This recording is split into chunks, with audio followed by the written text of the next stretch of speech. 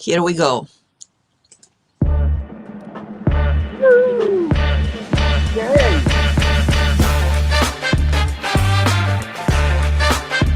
Yeah, here we go. That's fun to me, right? No, you got that wrong. Here we go. Nice, coming up. Push them off the bridge. Yeah, into the water. Ooh, yeah. Good morning. Good morning, Timothy, and everybody who is with us on this Wednesday morning, October the 12th, with Japanese Politics One-on-One. And this is the 244th episode where we will deliver to you the latest happenings on the stage and behind the scenes in Japanese politics with Timothy Langley, the CEO of Langley Esquire, the oldest government relations and public affairs agency here in Tokyo. Timothy, good morning. Good morning, Maya. How are you doing? 3-day weekend. Yes, 3-day weekend, and we're in the middle of it with you, once again reporting from Katsuyama. My favorite time of the week. I know. Yes. Okay, So, shall I get into it? yes, please do. Okay, thank you very much, Maya. Good morning, everybody, and thank you very much for joining us. We have a lot of new listeners. We appreciate you coming in. I appreciate the standard listeners, the Japan hands that have been joining us for the last almost 5 years, 244 episodes, Maya, consistently every Sunday, reporting on what's going on in Japanese politics. It used to be so boring, nothing ever happens. It's always these fat guys in loud suits, no women, and they're just sitting around not really doing anything. You can't say that about Japanese politics now. And so I welcome people who are coming in. It might be a little bit thick. I try not to get into the weeds. I want to explain what's going on so that you can understand that and maybe project what's going to be happening. Although it's extremely difficult, Japanese politics is not easy. And there are not many shows, there are not many venues where you can understand what's going on in Japanese politics. So thank you for that. I will deliver the key developments of what's been going on. There have been a couple of developments. And then we'll get quickly into your questions. And really the Q&A period is where the real insights begin. So if you have issues as we go through this, please shoot them to Maya. Maya will line them up. We usually get maybe 20 or so, and she whittles it down to a reasonable 8 or 10. But if you've got something burning and other people have the same questions, she'll put those together. And I'm reporting today, as usual, from the deck of the good ship Grimm's. I am in the home port of Hota. It was a 3-day weekend. I was supposed to be sailing to Nijima. There were 2 tropical storms that came up, almost typhoons. One skirted Chiba, where I am ported, where I am actually berthed, maybe on Thursday or Friday. It just skirted it, but the weather was pretty bad. And then there's another one that's going to approach on Monday. So I'm stuck in port and reporting to you from Hota. And I think this is, a rare 3-day weekend. Next week is a regular 2-day weekend. So I'll be reporting from some closer port. But last week, you will remember that we celebrated Sanae Takaichi's victory over the 4 other rivals to become the president of the LDP, the first time for a female to be the president of the LDP. She beat it out in the second round, Mr. Koizumi, actually pretty significantly. And now there's been a lot of fanfare. We were reporting on it not more than 24 hours after it happened.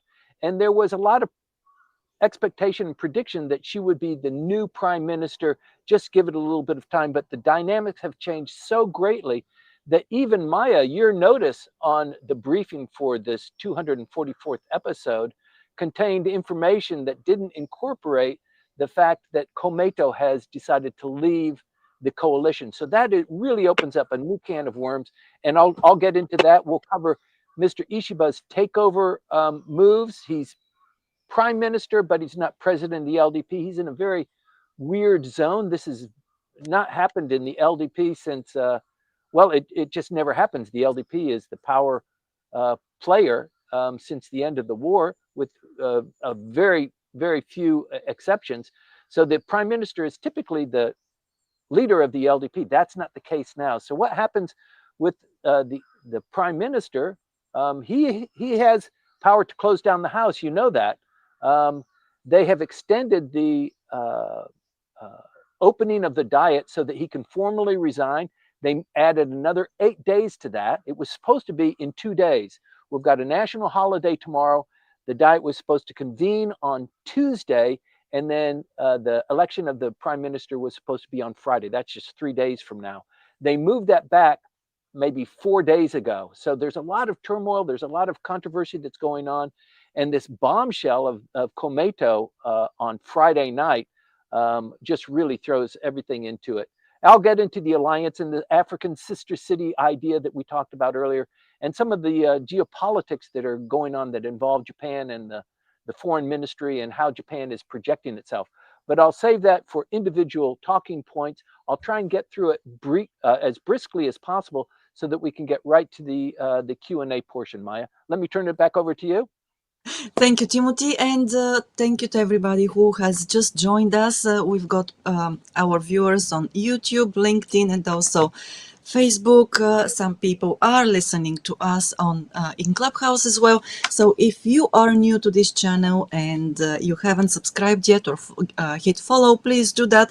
Again, these briefings, they have been running for almost 5 years now, and well, they take place on Sunday morning, 8:20 Japan time. So if you want to follow Japanese politics, not just get sporadic reports, please join us every Sunday morning or catch up later during the day or during the week so that you can follow the events in the politics here and also develop that sense of understanding that will help you also navigate the Japanese environment on the way forward. So, Timothy, once again, this is over to you with details this time. Great, thank you very much. So for everybody that's in the audience, some people like a lot more detail. There are other providers that provide like written commentary on a weekly, sometimes throughout the week basis. Our program is to get you caught up as succinctly as possible, so we don't get too deep into the weeds, but we try and give you a picture of what's going on.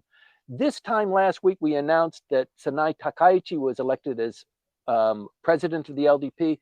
She beat out 4 contenders, and that was Yoshimasa Hayashi, who is the chief cabinet secretary for the current prime minister. He still holds that position. It was Toshimitsu Motegi, Mr. Kobayashi Takayuki, and Shigeru Ishiba. I'm sorry. Let me see, who else was that?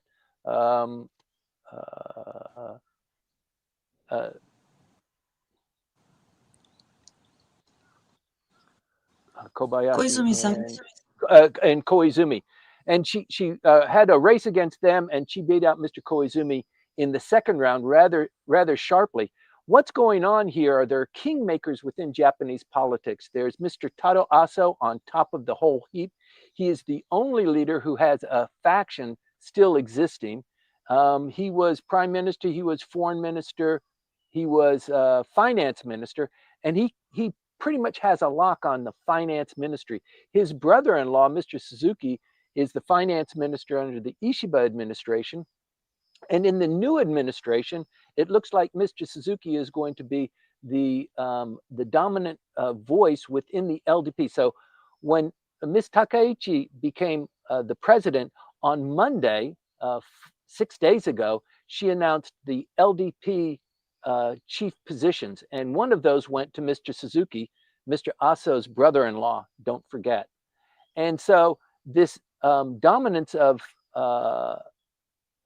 the Aso faction and Mr. Aso's personality is rather unmistakable.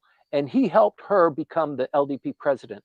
And that's why currently the makeup for the LDP positions, the internal positions, seem to be a little bit heavy there. But because she beat out these 4 other rivals, some of them are going to have positions as a kind of to placate them in the administration, and some of them are just out. Mr. Koizumi is completely out, and so that means that the Aso kind of weight and the Suga weight, Mr. Suga was a supporter of Koizumi, they seem to be eliminated, and it turns out that apparently Ms. Takaichi never even gave a call to Mr. Koizumi about some kind of a position that he might be able to assume. So it looks like this is just a kind of a recipe for further dialogue. Maya, can you give me the whole screen? Yes, you are on screen alone. Yes. Oh, okay, okay. I don't see that. Thank you. So um, the uh, the kind of setup now is she can only determine the LDP seats, the cabinet seats, because she's not prime minister. In the past, LDP president invariably became prime minister. So when they announced, they would usually announce the LDP positions, and then they would announce the cabinet positions. And everybody is very curious because it took a lot to get her to become prime minister. Those announcements are not going out. Maybe 95% of the guesses this time last week were that she was a shoe-in for prime minister.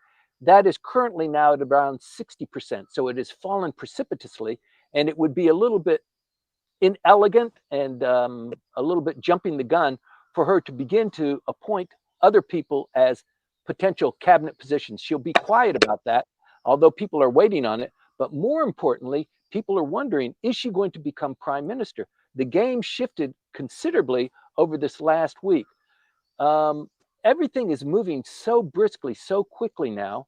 The Diet is not going to meet on Wednesday or Tuesday. It's pushed off. And so that gives the LDP time to begin to form other coalition partners. So with Komeito out, Komeito supplements the votes of the LDP, but between the two of them, it is not 50% in the lower house, it's not 50% in the upper house.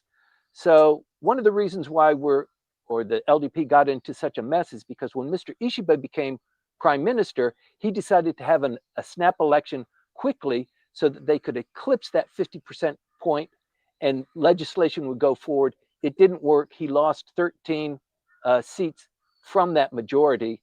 And even with the Komeito party, it was just kind of issue by issue. It was a very difficult administration for him. We've got this moving up now for, let me see, for um, the names that she gave for the LDP. She named Mr. Suzuki, she named Mr. Kobayashi, who was one of the contenders. I think that was a good pick. And she also named Suzuki, as I mentioned, but also Mr. Hagiuda as acting Secretary General. Secretary General is probably the big kahuna within the LDP. She appointed, or she announced, Mr. Hagiuda, and that was one of the things that kind of broke the back for the Komeito to say, forget it. We're not going to be with you. Mr. Hagiuda, we wanted, if you were committed to reforming what had been going on and with the money going into the pockets, you wouldn't have selected Mr. Hagiuda. He's the one that had most of the money. He was one of the gang of four within the Abe faction.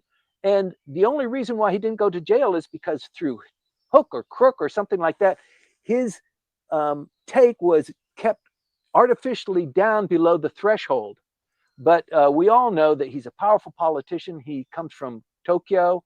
He helped the LDP capture the seats in the Tokyo election, but they didn't do incredibly well. But his voice and his power took them through that. And when this whole scandal with the slush funds came out, and the LDP named the people, a lot of people were involved in this. They signed a document. They said, this is how much I took. And I promise that I will be quiet for a year. I won't run. I won't have any party posts. I won't have any cabinet posts. And these individuals were kind of pushed out in the cold for a year. And the argument for the LDP is that these guys served their term. Mr. Hagiuda, he suffered. He was pushed out. He didn't run. He didn't hold it. And now they've been cleansed. That's the party rule. So we move on with a new one. And if you don't like that Mr. Hagiuda is there, then there's something wrong with you. That's the logic. But with the Komeito, they just couldn't stand it. This is not a signal of reform. And also you've got our arch enemy, Mr. Aso, who said that we're just a cancer on Japanese politics. Komeito is a cancer. You're a coalition partner with us, and that's what you said. And now you've got your brother-in-law as the chief a chief policy post within the LDP. What else are you going to do that's going to diminish us? It looks like this 26 years that we have had with you. This was an announcement that was made late Friday. It just doesn't look like it's going to work, and they broke it off. So this is breaking news. It's 3 days old now. I mean, that's not quite ancient history yet, but it is pretty old. One of the things that Ms. Takaichi didn't do was she met with Mr. Tamaki from the Democratic Party of the People earlier in the week, and then she met with Mr. Saito, who is the leader of Komeito.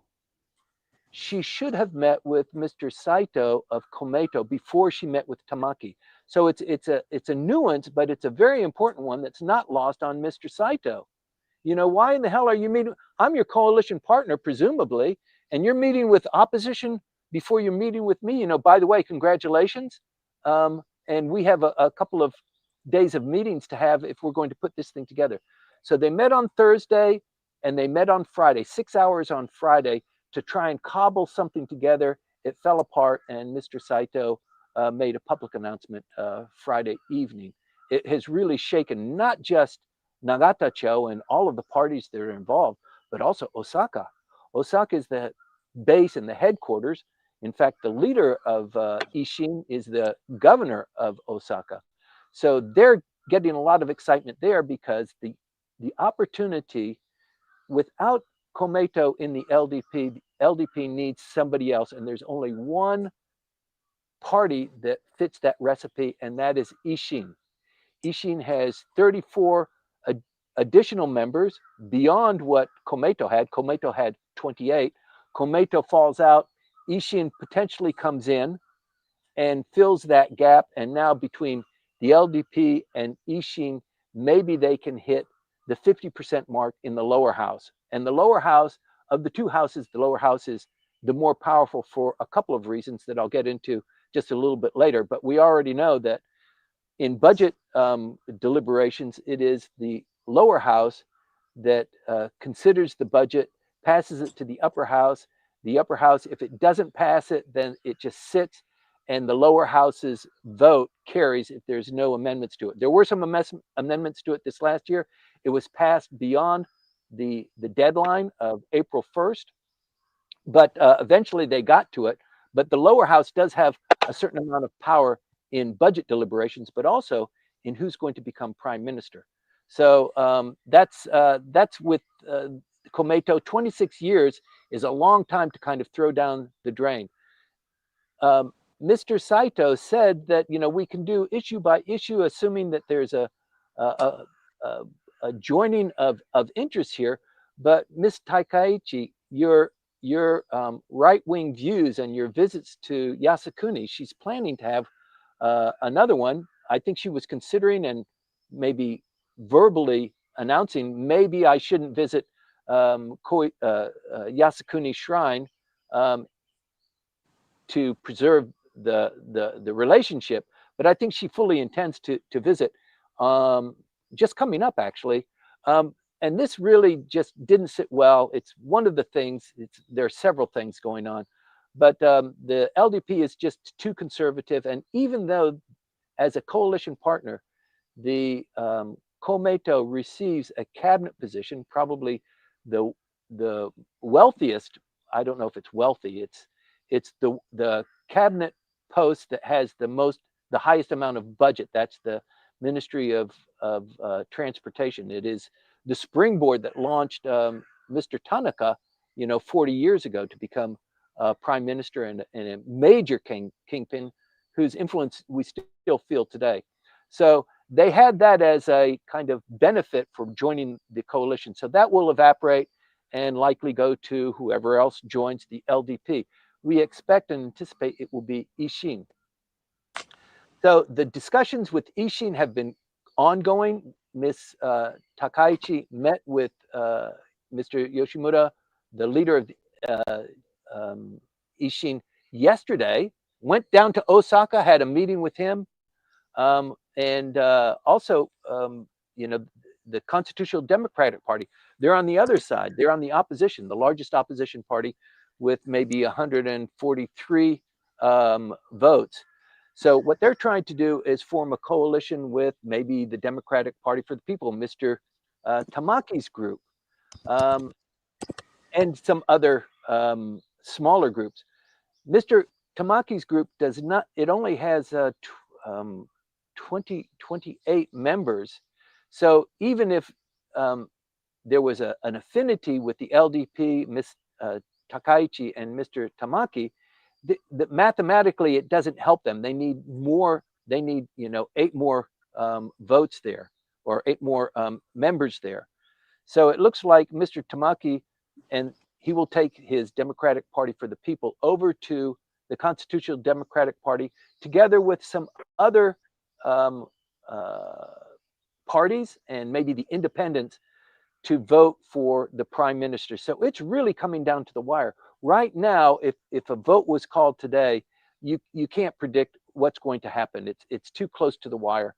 But what it actually is going to happen is the Diet will open, the prime minister will formally resign, and they'll have a vote on the prime minister the next day. This has hit the economy. This has hit the markets. This has hit the yen dollar value as well. And so most people were predicting on Monday, 6 days ago, that this was good. Miss Sanae Takaichi will bring the economy into line. She will rein in the Bank of Japan. She will begin to pump stimulus into the economy. And so the markets began to react very favorably. The Nikkei had one of its best days in history and is approaching the 5,000 mark. So there was a lot of anticipation there. That crumbled very, very quickly. So this up and down is just something you've got to keep your eyes on, and maybe on a weekly basis tuning in here. I hope it's helpful to you, and I hope this is um, uh, a picture that kind of helps you predict what is going to happen. It's awful difficult, but there is a calculus that's going on here. There are forces that don't want Ms. Takaichi to become prime minister, and there are a lot of people who say it's great that she's a woman, but look how right wing she is, and she's going to be a devil to be the prime minister. This is the worst thing to happen to Japanese politics. There are pundits like that. On the other hand, there are a lot of people who say it's a good move for Japan. It's a woman. She is conservative.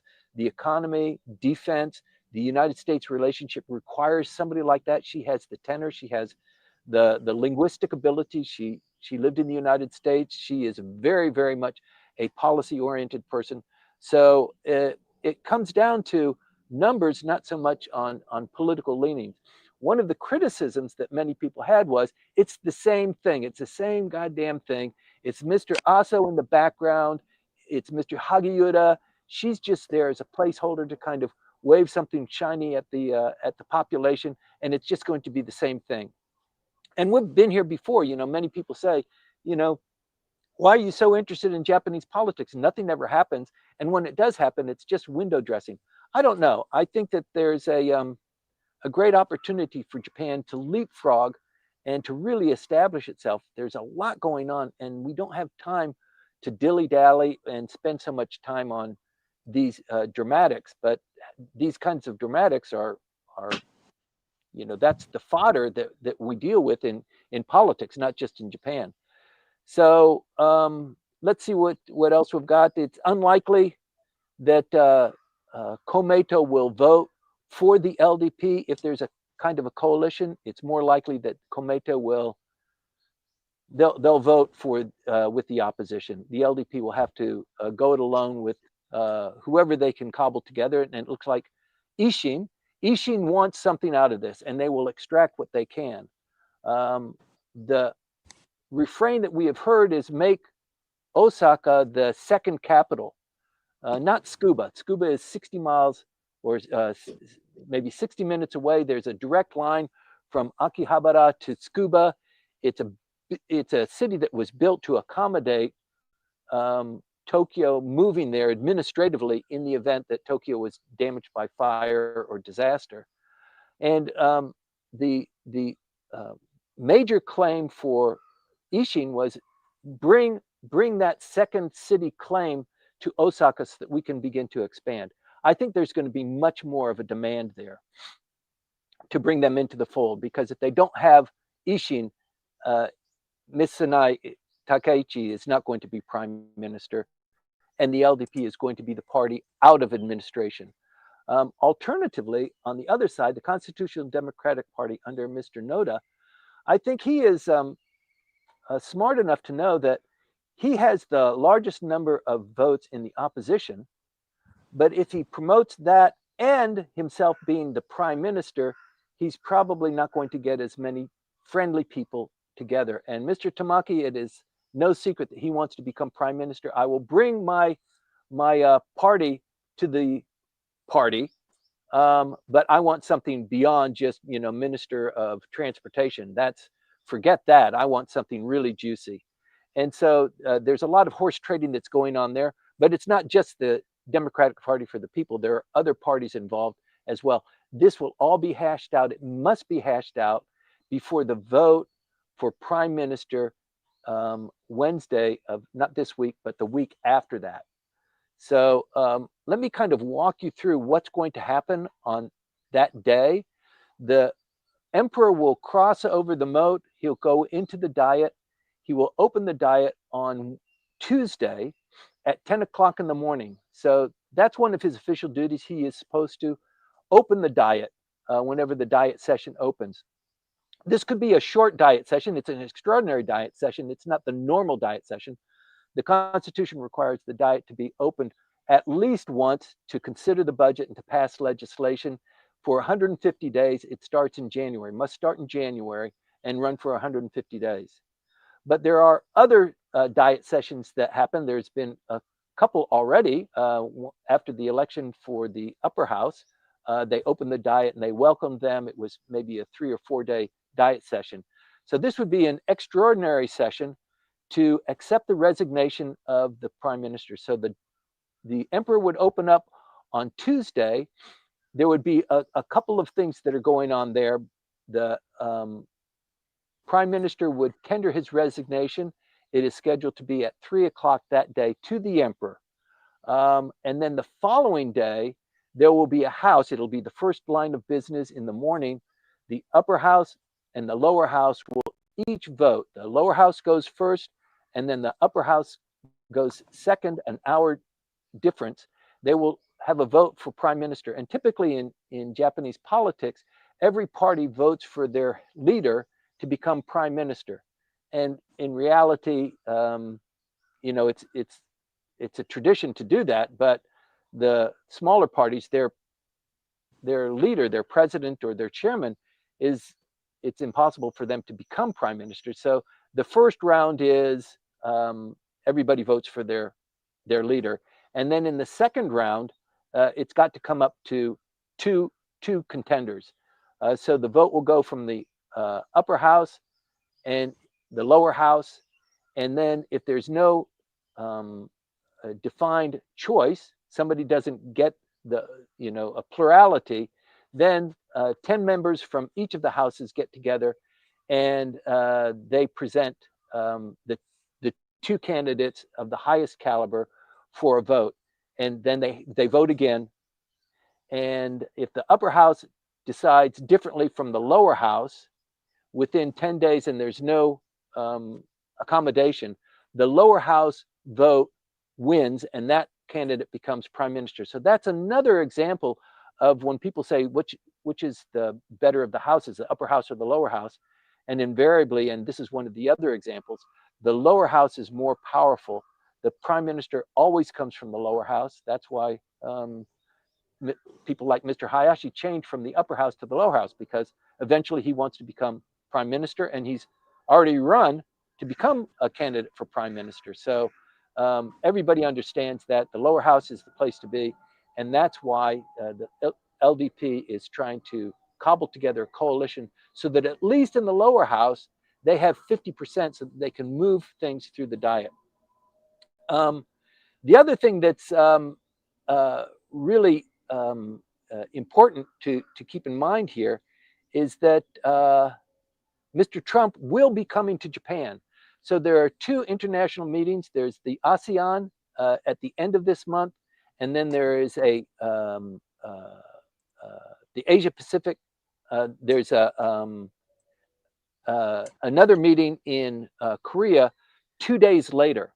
So the idea is that the President of the United States will visit the ASEAN meeting.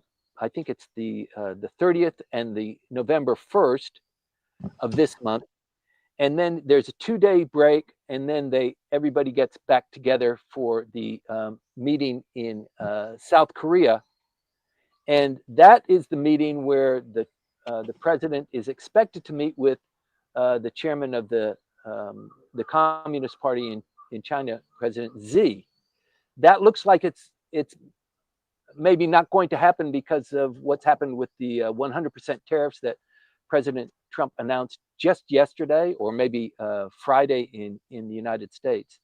But in any event, the ASEAN meeting from October 26th to the 28th will be followed by the Asia Pacific Economic Cooperation Summit in South Korea.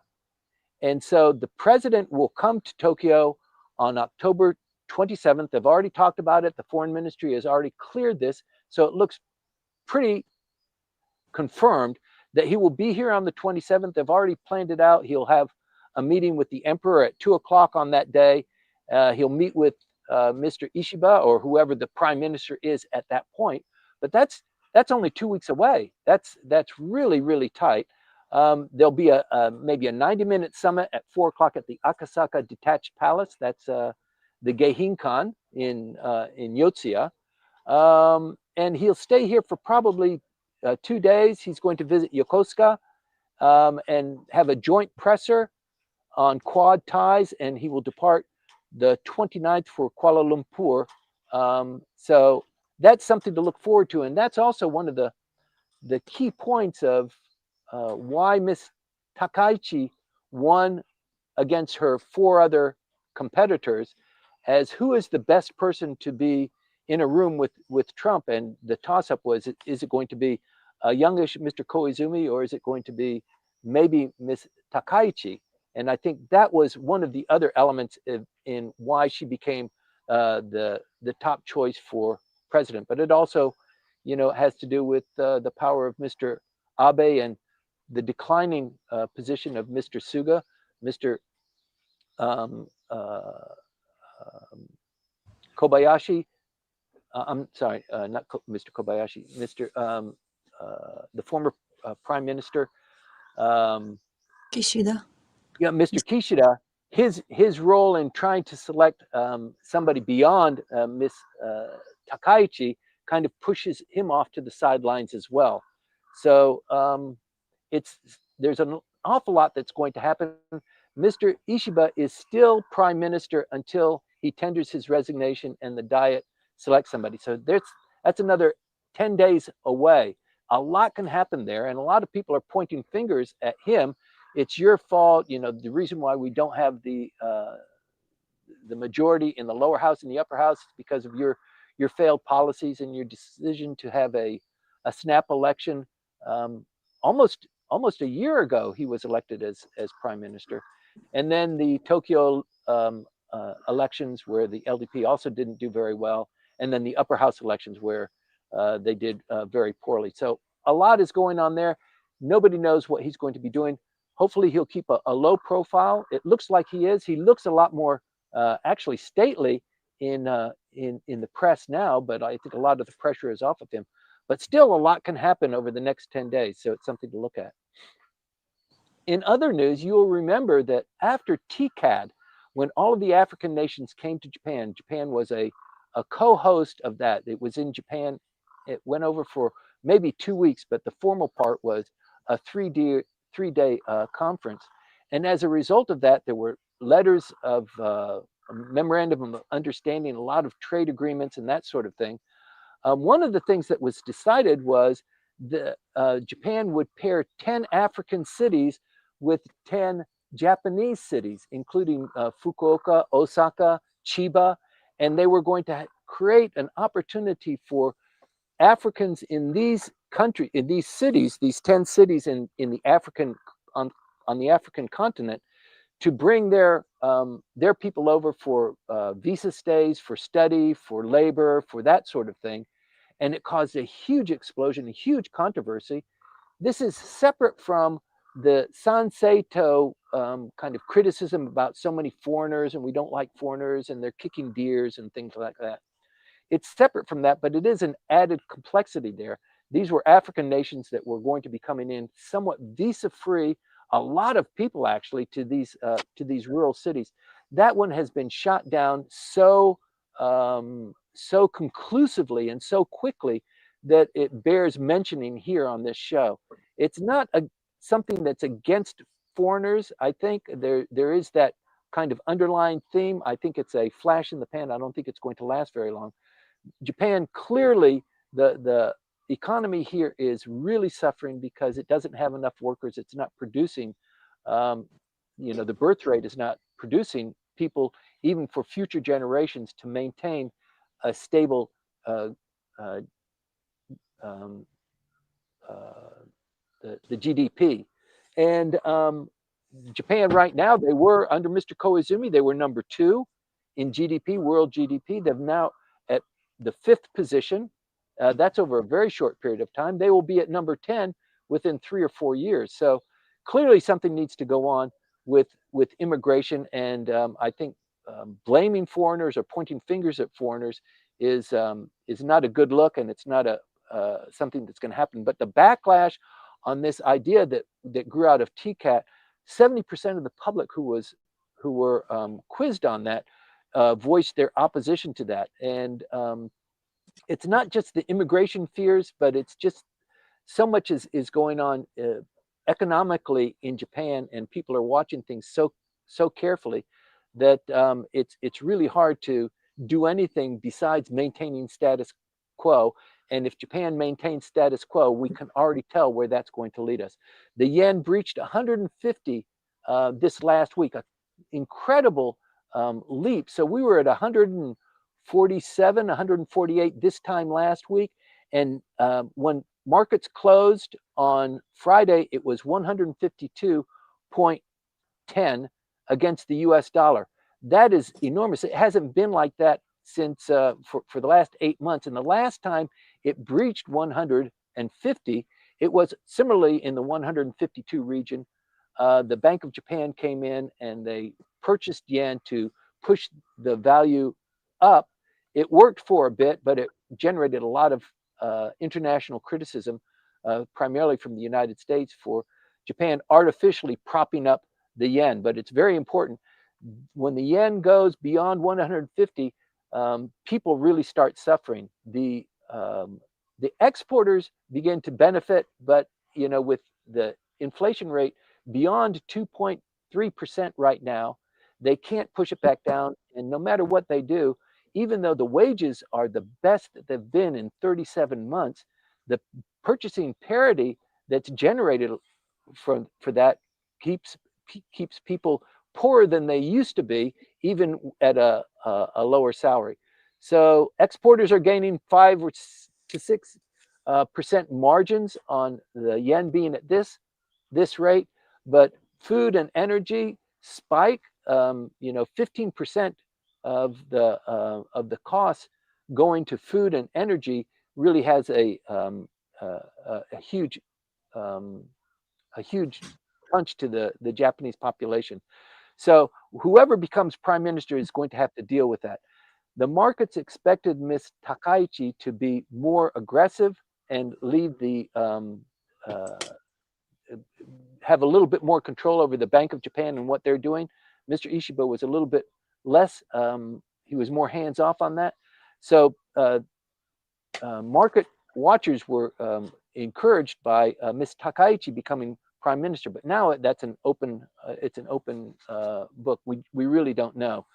Real wages have fallen 1.4% year on year in August, and for the 8th straight month, nominal wages have been adjusted down almost 3.4% since July. That was just a couple of months ago.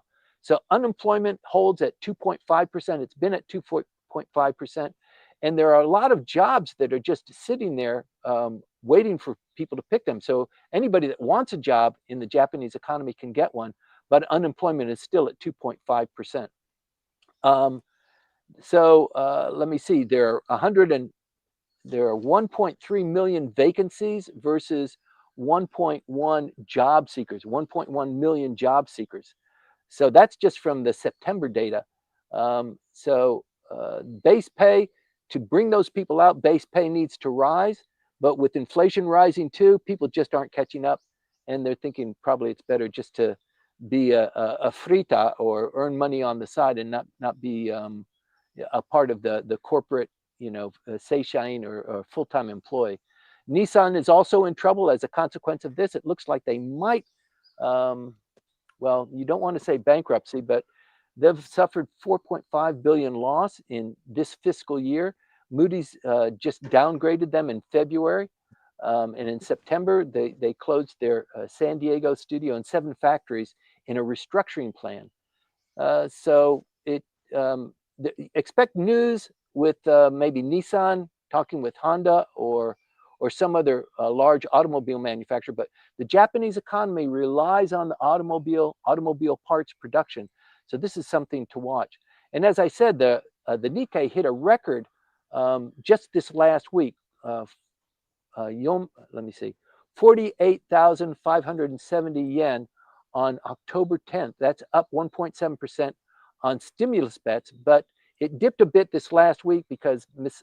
Takaichi looked like she wasn't going to become prime minister. It was going to be a little bit more contentious. The Trump tariffs and the announcement just, I think Friday, that he is going to impose 100% tariff on China now because of what they did with rare earths. So China has decided it's not going to be selling rare earths anymore to the United States.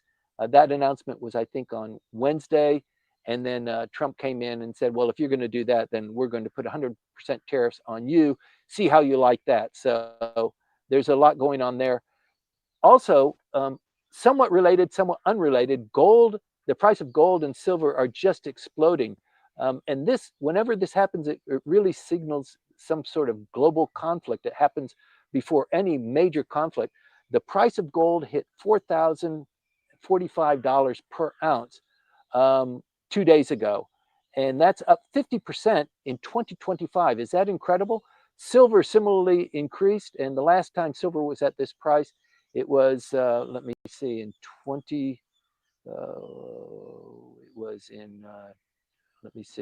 1981 or something like that. So silver at this price now, it's up 33% from then, and it's outpacing gold, in fact.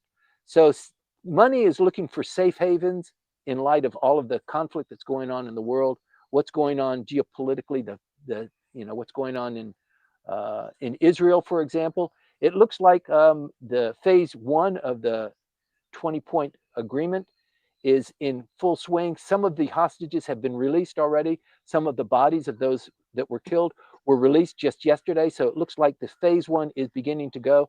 The IDF is pulling back to the boundaries. There are some controversies that are arising now, but it looks like this peace deal that was agreed to, and it wasn't quite signed, but it looks like it is moving forward. And President Trump announced that he is going to go to Egypt, maybe Monday, in fact, to sign off on this. So this is a extremely positive news, but it's not positive everywhere. You've got Ukraine, which is escalating. The United States sent over Tomahawk missiles in violation to a lot of agreements, and also to in the face of the threat from Mr. Putin. If you send those over, we will consider that to be the United States directly involved in this conflict. But it looks like they went over. They haven't been fired yet, but there's a lot going on there. They're moving U.S. troops into the Baltics as well. Venezuela is on somewhat of a war footing. The Japanese ministry is also, the foreign ministry has also criticized Mr. Maduro and the election that was run. They've issued a statement there, and they would like them to downplay the war footing. China has come in, so a lot of oil is for Japan is coming out of Venezuela, and China has come in just this last week and signed an agreement with Venezuela as we're buddies, and if any attack on you, we will consider it an attack on us. And so this is really ramping up incredibly the conflict, the potential conflict in Venezuela. North Korea had a big parade on Friday. Dmitry Medvedev, he was the president of the Soviet Union or of Russia before Mr. Putin became president. So he is currently the deputy chairman of the Russian Security Council, very powerful. But he went to North Korea for this huge parade where they showed off their new ICBM that has better technology and can reach, all sorts of places, including the United States. And Kim Jong-un announced that he wanted unrestricted expansion of nuclear warheads, and they will do that in conjunction with agreements that are being made now with Russia. And Russia made a big deal out of, the North Koreans sending soldiers to the conflict and also providing arms. So there's a lot going on there. Tensions within Taiwan and China continue to flare. There were 12 PLA aircraft and 8 PLAN vessels that pierced Taiwan's air defense identification zone on October 11th. So October 11th was the national day, the establishment day for Taiwan. So China uses this as a time to really threaten them and to kind of bolster and saber rattle. And they did that in true fashion on Friday. There is more suggestion that there's more to come out in the coming days after that. But usually the Friday is a flashpoint between China and Taiwan. It's been watched very carefully. And then, at the same time, China announced the rare earths, and then President Trump announced the 100% tariff. So there's a lot going on there. So in light of all of this, the chaos that's in the Liberal Democratic Party and in Japanese politics in general does not benefit Japan. And in international conventions, in the meetings that are going on throughout the world with GATT, with G20, the shadow of Japan is rather weak. It has been weak under the Ishiba administration. So whoever is coming in, it's incredibly important. It's important for us to understand who that's going to be and why they become prime minister and what are the foundations of their power. Are they going to be able to really move the country forward? Are they going to be strong economically, defensively? Are they going to be able to stand their ground with a more aggressive but more insular United States? So these are the issues that we're going to be looking at. And with that, I'd just like to wrap up today's briefing and pass it back to you, Maya, for a Q&A, a robust Q&A session. Yes, thank you, Timothy. And we've got quite a few questions already. Of course, before we move into the Q&A session, again, I invite you to follow or subscribe to the channel, depending on which platform you're looking or watching us at. So we are on LinkedIn, YouTube, Facebook as well. And of course, if you find these briefings informative and interesting as well, helpful as well, please share them with your colleagues, with your bosses, with your family and friends and even acquaintances, so that we can spread the word. It will help us tremendously. And as Timothy always says, these are free of charge. We do not want you to pay for them. And hopefully you do appreciate the time that has been poured into creating them. So, yes, and streaming the briefings as well. So, Timothy, let me move on to the first questions, and I'm sure that everybody who has been with us for a while knows who these questions come from. So here we go with Byron. The first one is, the Democratic Party for the People leaders periodically meet with Taiwan's leaders in Taiwan. Yeah. DPAP's policies include Japan having a stronger defense sector. These may be deal eliminators for Komeito that claims Yes. pacifism and is close to PRC's leadership. Is the Democratic Party for the People posturing to claim that Komeito might support it? Is Komeito playing around with Mr. Tamaki's known intense PM ambition? Well, sure. I mean, everybody knows Mr. Tamaki, beyond anything else, wants to become prime minister, and he plays hardball. And in fact, if you look at it, he does have the ability to demand something. And I think that demand, I think in order, what's he going to do if he doesn't join with the Constitutional Democratic Party? What's going to happen? He's going to relinquish the uh, premiership to the LDP in whatever coalition they cobble together. So some of it is bluster, and some of it I think is real. I think Ishin will get something out of it too, including a cabinet position. There's one that is vacant, actually. You know, as soon as the prime minister is elected, you know, whoever is prime minister has free reign to select their cabinet. They have free reign in any event, but you know, you don't become prime minister without, you know, help from people. And when people help you, you're supposed to repay them. And we see that repayment going on, and we see Mr. Aso's figure looming quite large. There are people that are more Taiwan favorable than there are China favorable. Mr. Hayashi is known as a China favorable. He belongs to the group within the Diet and within the foreign ministry that is China favorable. And then there's another contingent, as there are in other countries too. I mean, there are factions within the ministries and within politics. So the Democratic Party for the People, yes, they want to be seen as favorable to Taiwan because it does appeal to a certain contingent. But China is not somebody you want to, you know, be flippant about. I mean, they're the largest trading partner for Japan. They're incredibly important. Um, it's just that the United States has a lock on the relationship as a historical consequence. But you know, if you look at everything being equal, China really is the dominant player here. It's just that you know, the political philosophies are so divergent that and Japan is a democratic and capitalist economy. So um, yeah, it's a hard game to play, and I don't know if um, I don't think Mr. Tamaki needs to play it up any more than it's already known.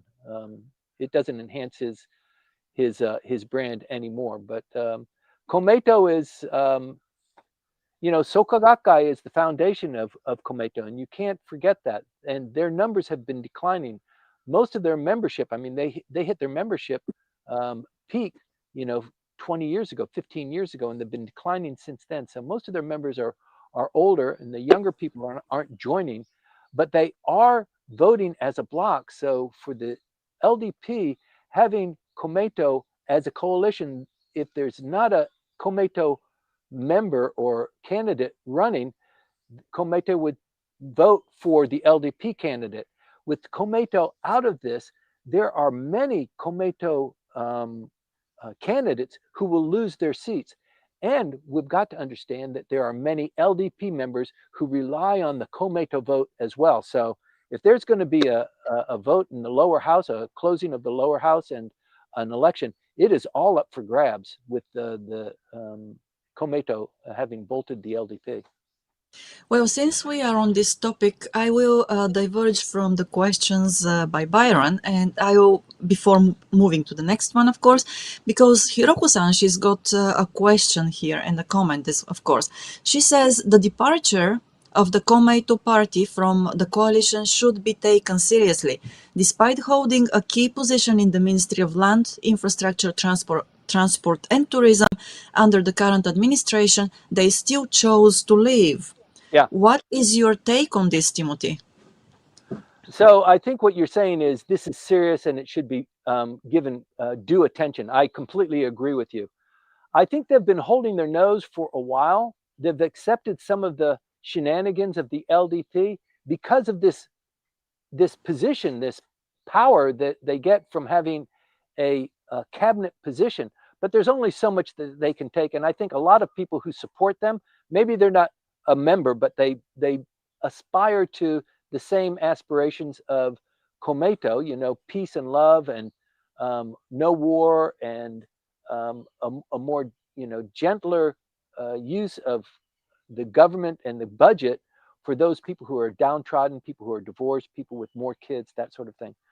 Um, but yes, Komeito is this is a big deal for Komeito. They need a house to go to. They will be in the opposition now, not in the administration.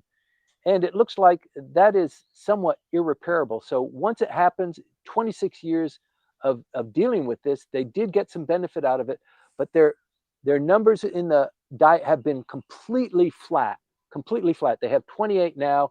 It's been 28, 26, 27, something like that for years. So they're not increasing. The fact that they belong to the coalition hasn't really seemingly enhanced them. So I think they're, and especially with Miss Takaichi, she is seen as a war hawk, as somebody who wants to revere the emperor, and she wants to visit Yasukuni, and she appointed Mr. Hagiura. He's the guy that put the money in the pocket. What the hell? So you're talking about reform. You're lying to us. So we don't trust you. We don't want to have anything to do with you. Right. And to everybody who is not familiar with the Ministry of Land, Infrastructure, Transport and Tourism, this is the ministry that actually is it manages the largest number of assets here in Japan, and of course the revenues from these assets as well. They go into the coffers, and eventually they are managed by the Ministry of Finance. But at the end of the day, that we can safely say that the ministry, that Komeito was in charge of, was the richest one of all the ministries in Kasumigaseki. And yes, this is a big step. Also, there are some rumors, Timothy, online about Komeito and the reasons why Komeito left, because they, of course, they said that they had to hold their nose because they do not approve of the appointment of Mr. Hagiuda and so on and so on. But at the same time, some people speculate that there is a strategic move, and this is a strategic move by Komeito, so that they could basically be backed by other opposition parties, bigger opposition parties, so that Mr. Saito can eventually run for prime minister in the next prime minister election. So I don't know, this to me sounds more like a conspiracy theory because we do not have much to step on. But at the same time, this is Japanese politics, right? And we've got the tatemae, we've got the honne, and of course we know what the tatemae of Kumeito is at the moment, why they left.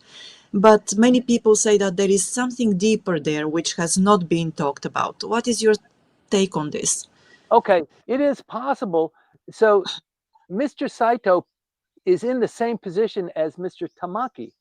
The Yes. numbers that they have are almost identical. It's just that Mr. Tamaki, he's more aligned with, he's more aligned with the LDP than he is with the Constitutional Democratic Party. So the matching of the LDP with the Democratic Party for the People, that does make a certain amount of sense. Similarly, Ishin matching up with the LDP does make a certain amount of sense. But now we're just talking about numbers and who's going to be prime minister. So it is possible that Mr. Saito could claim, I'm going to be a candidate for prime minister when there's the first vote. I'm the leader of Komeito. I will be up there.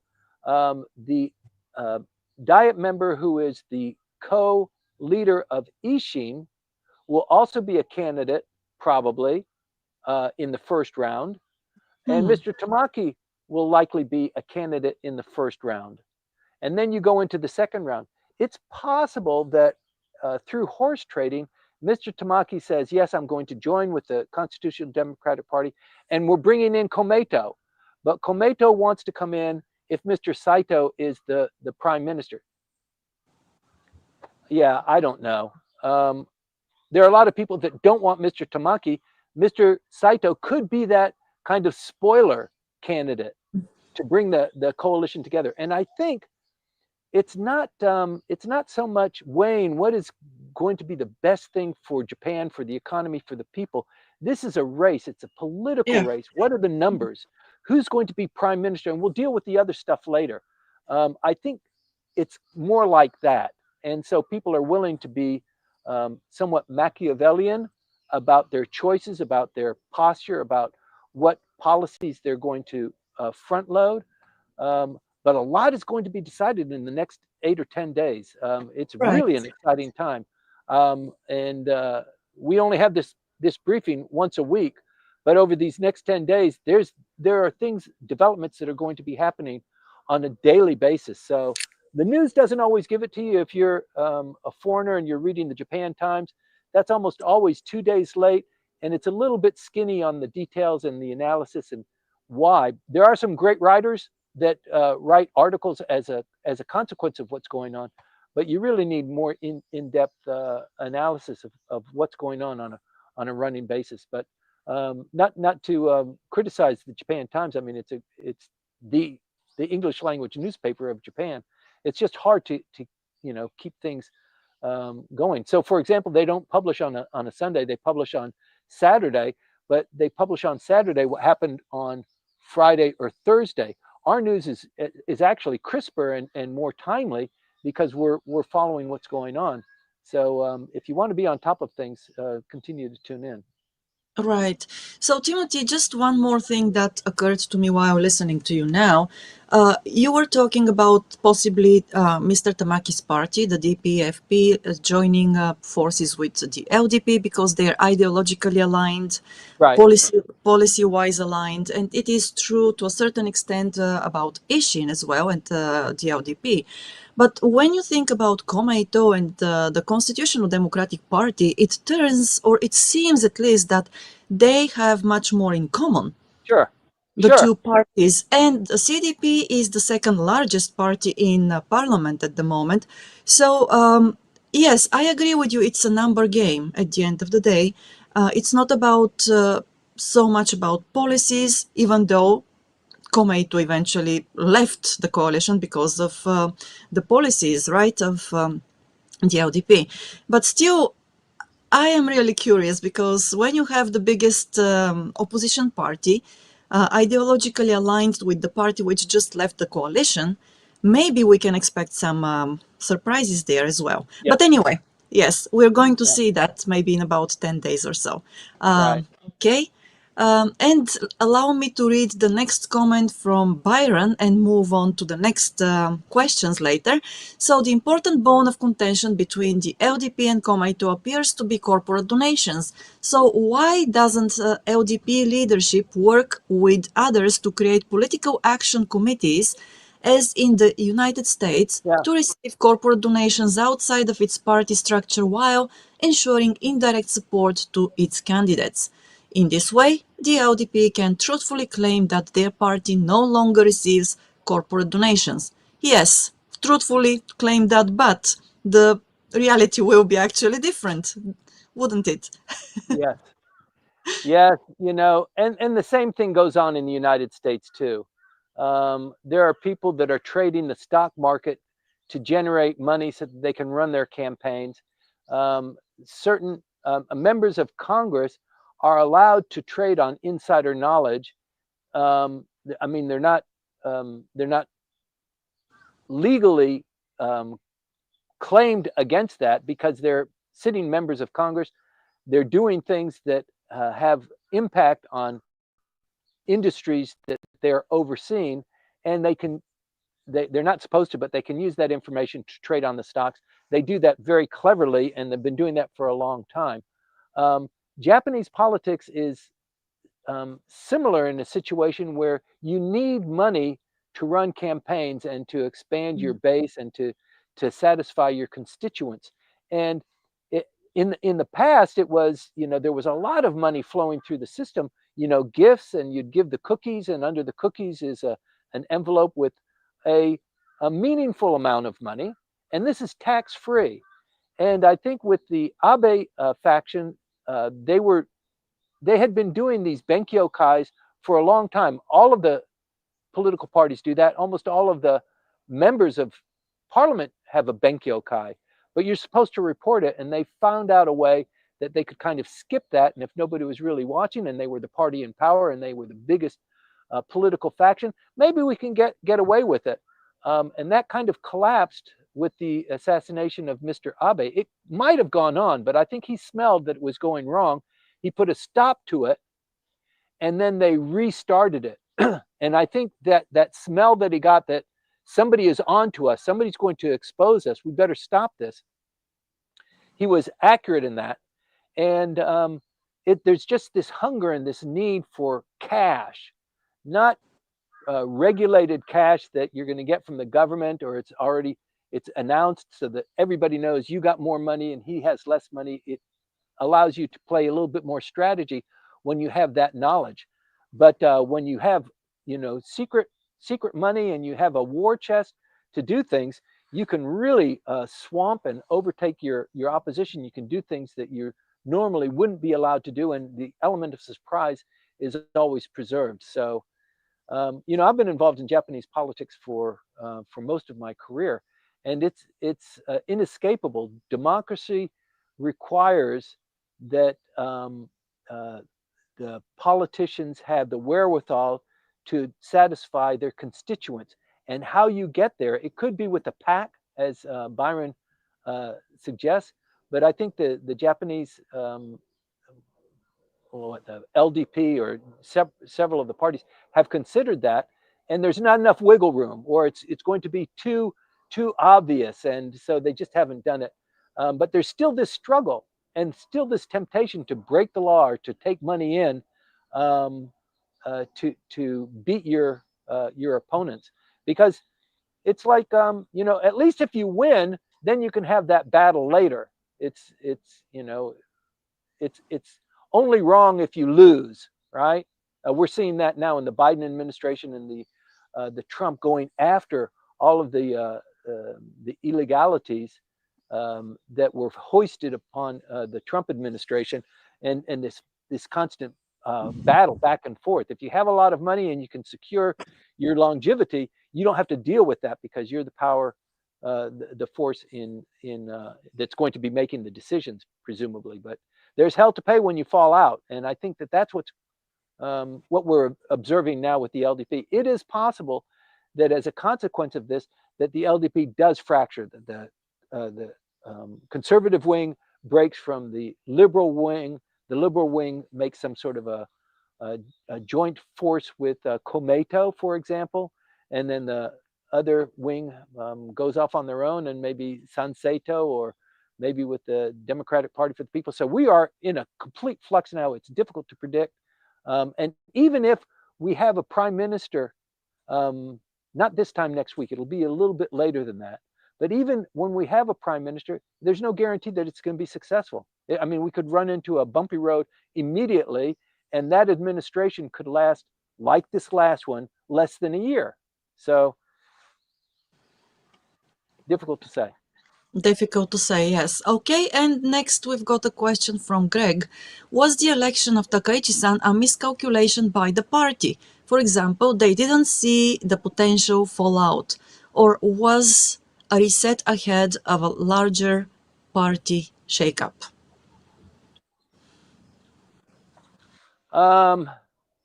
Thanks for the question, Greg. I don't think it was a miscalculation. I mean, they wanted Ishiba out. By the time we approached August, people were just sick of it, and they needed to force him out. I mean, it was we discussed here. Was it a coup? Can it be characterized as a coup? You remember that discussion, Maya? It Yes. wasn't quite a coup, but people were just up to here, and they wanted a change. And there are only a couple of ways to insert that change. You can either have a snap election. They considered that. Or you can force him out with a no confidence motion. They thought of that. That might be a little bit too destructive. So what they did was they just allowed him to kind of be convinced that he should resign his position and open it up. But they did control it. There aren't 9 candidates like there were this time last year. There are only 5. And the candidates that come up, I mean, Mr. Kobayashi is somewhat of a newcomer, somewhat of a surprise. He's young. But everybody else is, they're they're viable, they're known commodities, we know who they are.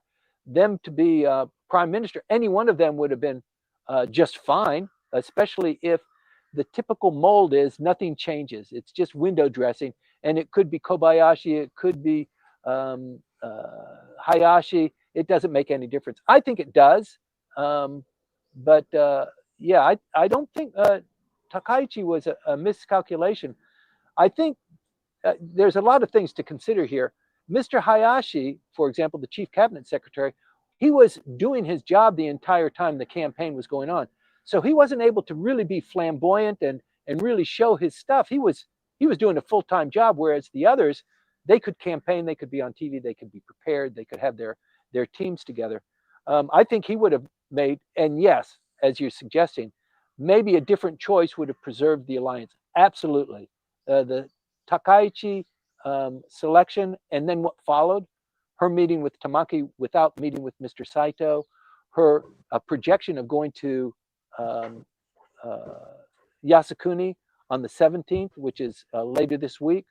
Her following her heart and being you could say a nationalist, an ultra nationalist. I don't think she's an ultra nationalist, but certainly she's a nationalist, and her conservative views. Yeah, that was part of the breaking point.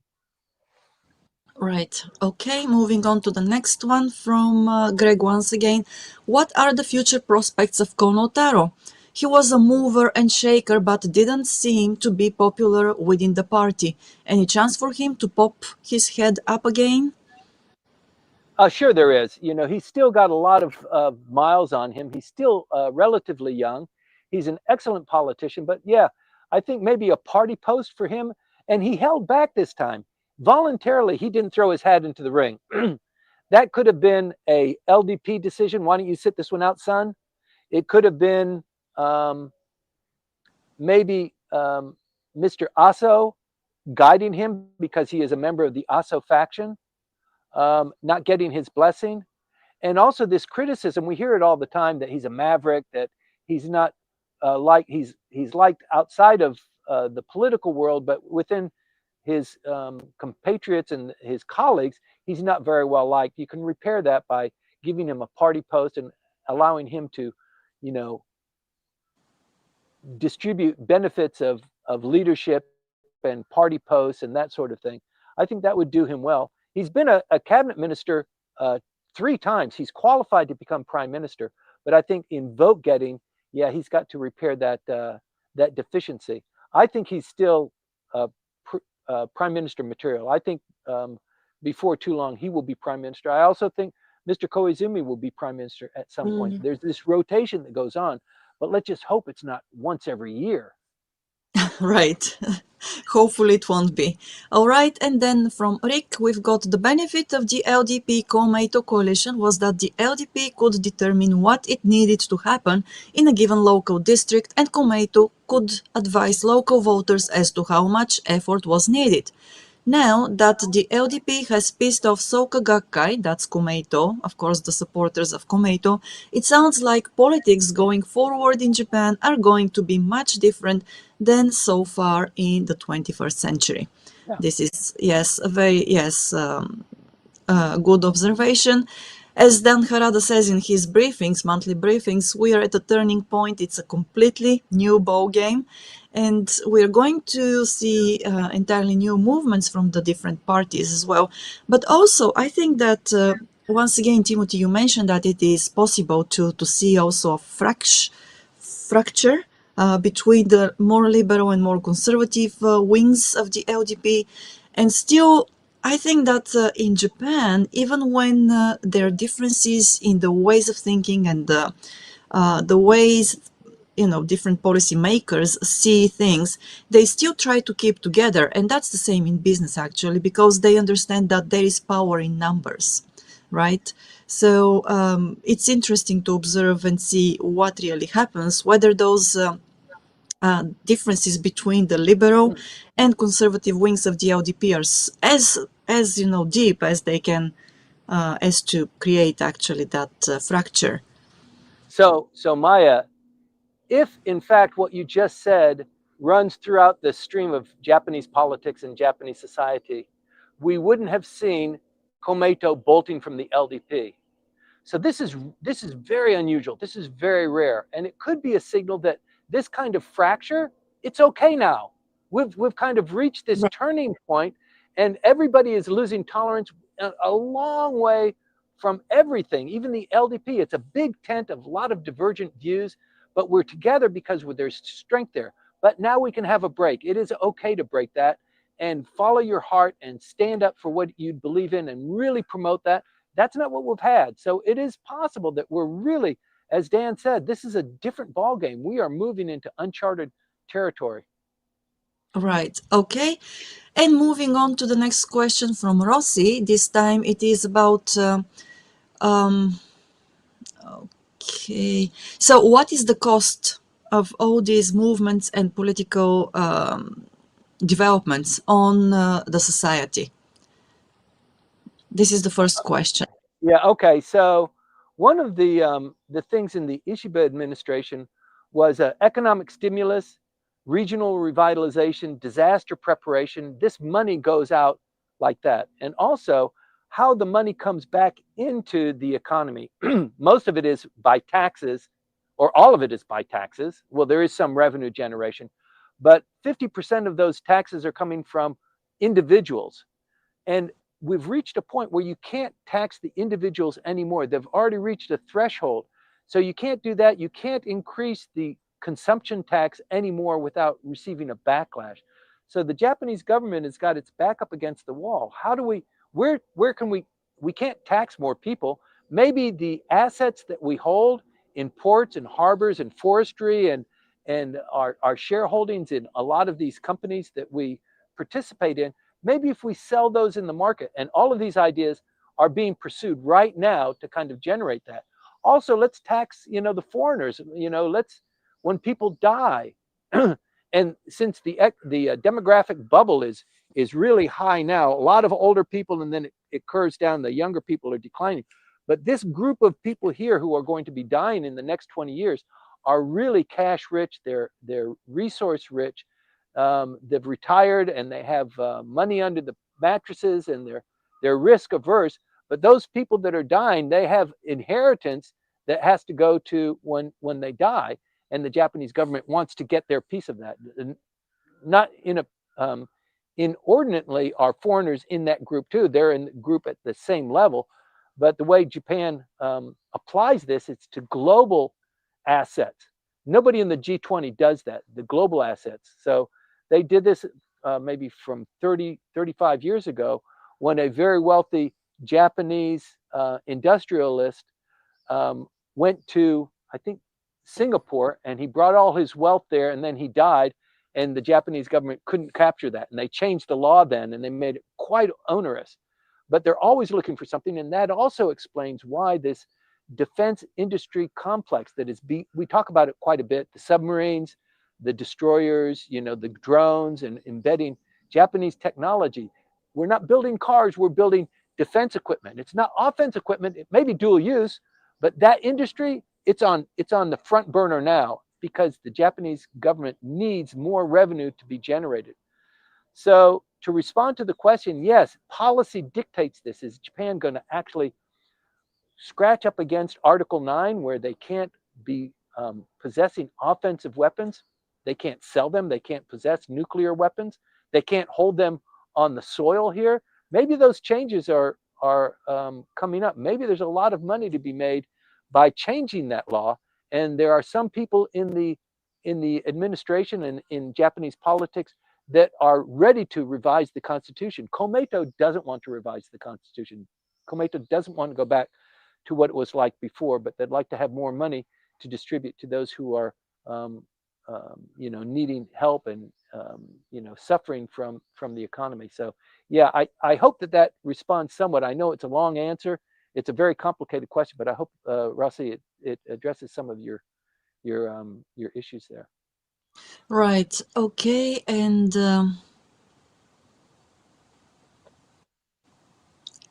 okay, so we've got quite a few questions. Rossi, please forgive me for trying to figure out which ones came first. Yes, it's still okay. Here we go. And then you partially answered the second question, Timothy. How can this political fodder of internal politics be used to draw useful attention back to structural issues like economic stimulation through industry outside of defense manufacturing? For example, like employment restructuring to expand the productivity of human domestic capital, or even like unifying the psyche of a stressed citizenry under an image of Japan that has anything to do with the future that builds on cherished tropes in any meaningful, tangible way. Absolutely. A cool observation. So, Charlie Kirk in the United States was well known for talking to universities and involving, kind of engaging at the university level. People, they're just getting the right to vote. They're just becoming, maybe they're apathetic. They're not interested in in U.S. politics, and engendering that. That was, I think, his main contribution, and he's famous, and he will be remembered for that. We don't have quite the same thing here in Japan. We don't have that spark, but Japanese youth are beginning to participate a little bit more in the political process. In the Tokyo elections, there was an enormous increase in the youth vote, and that's because of the power of social media. That it's just a new phenomenon now that is being utilized. And Mr. Kobayashi, in his campaign, was criticized for actually kind of um, jacking the social media and promoting comments that weren't generated authentically. But it's a huge tool, and it does engage the older people. They're not engaged with social media. We all know people who are, our age or older, who don't know, what YouTube is or LinkedIn is. They don't know what an email is. They might know what an email is, but the younger people are going to be a little bit more engaged because they're the ones that are going to benefit or suffer from it. The only problem is that their numbers are declining. They're going to be paying more and more of the cost for the people at the top of this inverted pyramid who need more social services. They need more medical care. They've retired, and the government needs to take care of them. That cost is going to be borne by the younger people who are coming up through the corporate, well, actually through university and joining the corporate battle as well. But it's also, trying to enhance that tax base by bringing more companies in and giving them, tax advantage for setting up companies here. It's counterintuitive because they've just put some restrictions on the business investor visa, and also this this kind of two steps forward, one step back on inviting foreigners to come in and set up operations here or to bring your family, that sort of thing. But Japan is remarkable that it has almost zero refugees. It has almost zero people who have come to Japan seeking asylum. It doesn't grant asylum, and one of the platforms of Ms. Takaichi is we're going to have zero tolerance for visa violations or for people who are trying to come in and overstay their visa, that sort of thing. So yeah. Right. Okay. So there is a comment from Manabe-san who says, "Will the LDP president become prime minister? One strategy is to calmly wait for the outcome. In fact, predicting possible outcomes and options, but not assuming strongly, is also important for business." And of course, there is a lot of disinformation and misinformation about politics, and social and economic divisions are increasing unpredictability. Yes, that's very true. Thank you so very much for sharing that, Manabe-san. And from Leno Tupas, we've got, who do you think wields the power, the most power or the sufficient power to turn things around for Japan now with the current circumstances of all the candidates for prime minister? Okay. And Go yes, ahead. why? Why? Why do you think that Uh, person is the one? undeniably, this is currently Taro Aso. Okay, he of the largest political party in Japan. Within it, there is one faction that is led by Mr. Aso. He's been the leader of that political faction for 30 years. He controls a lot of how the votes are going to go. If without him, Sanae Takaichi would not be the president of the LDP. Without Mr. Taro Aso, there are a lot of things that wouldn't happen. So if I had to pick one individual, it's not Mr. Saito, it's not Mr. Tamaki, it's not Mr. Noda. It is hands down Mr. Aso. The shakeup comes. I mean, he's well on in his ages. I don't know if he ever even goes into the diet except for voting purposes. Most of the time, people are going to him. He doesn't even need to leave his residence. His office is on, you know, automatic mode. I mean, he's got great staff that are running things for him. He is an incredible individual. He's still very sharp. I think he's 84 years old. But when he goes, we don't know what's going to happen. So that's going to open that kind of font, because that ability, that power, that charisma has to go someplace else. So that's the place to watch. Yes, he is a dominant feature of Japanese politics. Not a lot gets done without his say-so and without his knowledge or involvement. He doesn't control everything, but I think his influence is unsurpassed. In a sense, it's scary when you say, nobody knows what happens when he goes, because I expect that we'll have another power vacuum period, exactly the same thing or even worse, as that power vacuum that happened after, Abe. Abe-san, yes, Yes, that's right. passed Yeah. away. And we are not out of that period yet, actually. It's still going on. So let's see what happens. But we don't know what really the future holds for Japan under the current circumstances.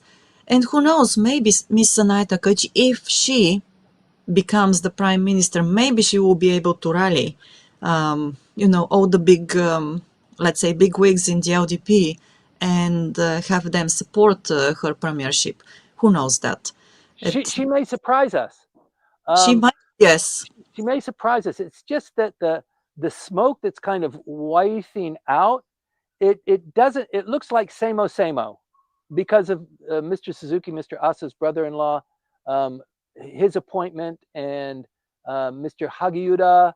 These are power players. These are people that you're not going to be able to get around unless you include them. And if you include them, then your color is also tainted as a consequence of that. So whereas she might be strong on a couple of things, she's going to have to pick her battles, and it's not going to be the full-blown Trump, onslaught. But Trump is a unique individual and is able to get away with a lot of different things, not only because of his wealth and his experience and his prominence, but his personality and the fact that he's president of the United States after having suffered and being beaten up for so long. He's a different kind of animal as a consequence of that. She hasn't been through that crucible. She doesn't have that amount of wealth. She comes from modest means. Her husband is also a member of the parliament. He is actually quite infirm and requires a good deal of care and hospice. But she's not of that ilk, so you can't expect a whole lot from her. But hopefully, if she does become prime minister, she'll be able to put her stamp on, where Japan is going economically, trade-wise, geopolitically, on defense issues. I think you're going to see a lot of changes there, and that's why it's important to watch. But like Manabe-san said, isn't it better just to kind of sit back and wait and watch what happens, because you really don't have much of an ability to be involved or except to watch it from like a voyeur, to watch what is going on there. But in fact, in my business, I need to know this. I need to know who the players are and who's on first and who's on second, and who, when clients come to me with an issue, how to resolve it and who to talk to. This is incredibly important, and that's just on one level. But then at the geopolitical and the national level, yes, it's incredibly important who's in leadership and how did they get there and who are they beholden to. Right. Okay, and next we've got a question from Andrew Staples. Thank you very much for tuning in, Andrew, and for leaving the question there. So he says, someone will become PM a prime minister in the next 10 days or so, but whether Takaichi or someone else, it would seem that any administration would be on shaky ground. Yeah. What then is the chance of a general election? And thinking about the upper house results in July, what are your thoughts on how that might reshape the political landscape? Yeah, I think the timing is good. I don't think the timing is good for a general election. I think they've considered that. There is a possibility, okay, in terms of possibility. The prime minister can close down the House. Mr. Ishiba is still prime minister. Through his own power of being the prime minister, he could close it down in the next 10 days. But that's just going to cause more confusion. I don't think, um, I mean, people just haven't been prepared for they were depending on the Komeito votes. They're not going to get the Komeito votes. There would just be such a washout if there was a general election now. And I don't think that is resolved with the election of a prime minister. I think you need a little bit more time to kind of figure that out, see who is in the cabinet, what kind of issues come up, what kind of scandals or mistakes are made. Can we pass a budget by April 1st, which is it's the obligation of the Diet in the first session. So we're already midway through October, November, December. Then we go into the new year. So we're very close to the end of the year. There's only so much that can happen.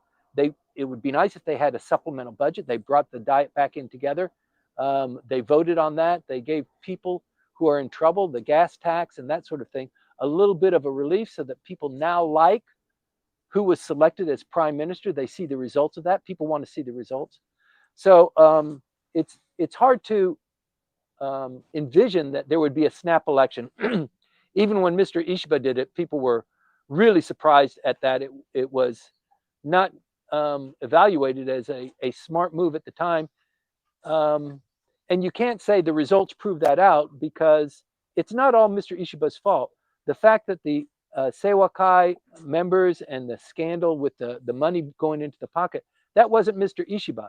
That was happening. That colored the entire political spectrum. People were angry about that. You got that money, you didn't pay taxes on it, and you're a politician, and you're trying to tell me how to live my life and how to make laws and stuff like that. Get the hell out of here. So there is that degree of frustration that's not of Mr. Ishiba's making. But I think it would not be a wise choice to have a general election, especially after all of this turmoil over the last 4 months. I mean, it has been really tumultuous if you look back on it. And things that are changing at such a structural, such a tectonic level. Yeah, I think it would be in July. It's a good timing to reconsider that, but I think not right now. Thank you, Andrew. Right. Yes, I think that there is actually a little bit a follow-up to this question because it wasn't the question wasn't about calling a snap election now, but after we've got a prime minister elected. And then Andrew's concerns are actually about the realignment. If there is a snap election, if there is a new Diet, let's say realignment, Diet members realignment. So what do you think the role or the part of Sanseito might be then? So Sanseito is, people love to talk about Sanseito because they had such sway in the upper house election. They really were a flash in the pan before that, and they ran lots of candidates. They had a very suave social media campaign. Their leader is young, attractive. He's very articulate. They did attract a lot of attention. They're more on the right wing side, and they did articulate, their positions clearly that resonated with a certain segment of the Japanese population. But it's not that big a group. I think that they could be absorbed or overtaken by a Sanae Takaichi administration because she's in that zone too. So she could represent their core issues maybe better than they do. And the voters for Sanseito would say, I voted for you, but I think the LDP now represents me a little bit better. I wasn't going to vote for them before because I didn't like Ishiba, I didn't like the money, And so you came in as a viable alternative, and I liked you. I liked what you said. But now, I mean, they have more power. They have the cabinet. You don't. You have what, 14 members, and yeah. So it's difficult to say. Right. Okay, thank you. Enrique, thank you very much. And I'm glad that you enjoyed your cup of coffee, morning cup of coffee with us. I appreciate also, giving me the freedom to actually, step away for a moment. Appreciate that, of course. And yes, Rossi, there are two more questions from Rossi, which I'll read out to you. And probably after that, we can move on. But now, let me see. So, is the reactivity of the voting Japanese public towards undifferentiated foreign behaviors really about the problematic behavior? Or is this attitude towards foreigners more due to a seeming lack of tangible vision for the future of the country and Japanese identity in a changing society? What do you think? That is wow. That is really really deep. I don't know if I can get into that. But like even Miss Takaichi said, these foreigners, somebody needs to do something about that. They're kicking the deers. You know, Mm, it's just driving along the wrong side of the road. You know, not eating with chopsticks. All this stuff. I mean, it's things that you laugh at, or maybe 30 years ago you laughed at. Look how quirky they are. But I think people are getting a little bit tired of that. It's about time for you to know if you're going to come to Japan, if you're going to live in Japan, at least know what the basic norms are. Know what you're supposed to do, what you're not supposed to do. And I think there's an exhaustion of of the number of foreigners and the kind of stories that are coming up. But I think they're just flashpoints. I think it's yeah, the temperament is foreigners are easy pickings. They're easy targets when the economy is bad, when you don't get enough for your living, and you're seeing people that are working on construction jobs. I mean, it is rather remarkable. It's eye catching, and so you walk down the street, you can't miss it. And maybe just due to human nature, but also maybe through constructed messages, foreigners are identified as it could be better if we didn't have to deal with them, or they're living off the economy. They're not living off the economy. They're producers within the economy. They're not people, generally speaking, who are foreigners that are here that are living off the dole, or you know. Um, uh, having health benefits that are given to them, like many of the stories in Europe and England and France, the United States, where the undocumented foreigners are taking advantage of the system. You don't have that here, so I think it's just quirkiness. Kicking the deer. That's funny, but the police are also investigating people, and just because you look like a foreigner, they ask you what's in your bag and where are you going, and it gets to be a little bit irritating. Hopefully this will go down, but it does require leadership. It does require a vision that you've been mentioning. And yeah, I think that really depends on who is the leader and what their experience has been. You would expect Takaichi to be a little bit more accommodating there. She lived in the United States. She was a congressional aide. I think she went there on one of these, like a Mansfield program, where she was in the United States for 2 years. So her English ability is good. She knows how the United States works. She knows what it feels like to be a foreigner living in another country. So that kind of experience for everybody, for all of us here on this program too, it does make you a rounder and more um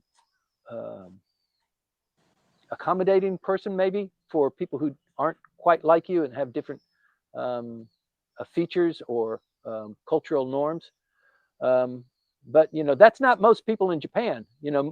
I think it's what's the figure, Maya? The maybe 8% of Japanese have passports, and less than No, actually, it is, before the pandemic, it was 14%. And of course, the Japanese travel industry, the collective travel industry, has been trying to increase that percent through lobbying and campaigns and everything, of course, B2C campaigns, but it seems to be really difficult. And I think that last I heard that percentage decreased by one or so. uh it's really difficult to get Japanese people traveling overseas.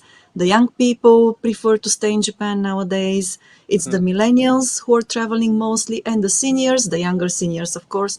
But yeah, it remains really a tough nut to crack here to get more Japanese traveling overseas, Yeah. and also young people studying overseas as well. Yeah.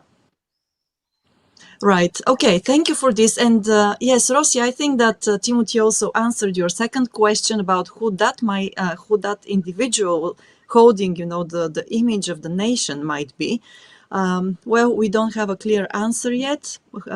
I do hope very much that we'll see that person appearing, emerging Yeah. On the political stage, because that person has to be a politician with enough power and charisma to That's right. actually take the nation into the right direction and give them clarity, give them that goal that the whole nation can move towards. And we'll see.